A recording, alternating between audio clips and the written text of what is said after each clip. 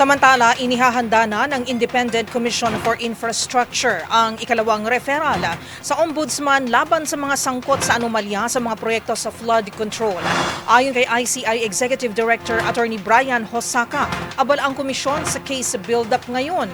Wala kasing mga pagdinig ngayong linggo o linggong ito dahil hindi available si ICI Commissioner at dating DPWH Secretary Babe Singson.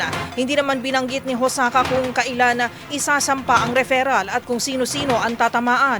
Sa November 11 o 12 ang susunod na pagdinig ng ICI kung saan si dating DPWH USEC Roberto Bernardo pa lamang ang inaasahang haharap.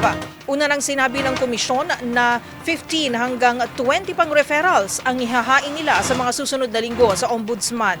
Tiniyak ni Hosaka na sisilipin nila ang lahat ng isusumite sa kanilang dokumento, kabilang ang inakyat sa kanilang report ng lokal na pamahalaan ng Paumbong, Bulacan, kaugnay ng umano'y 700 million pesos na 10 to 11 ghost flood control projects sa nabanggit na bayan.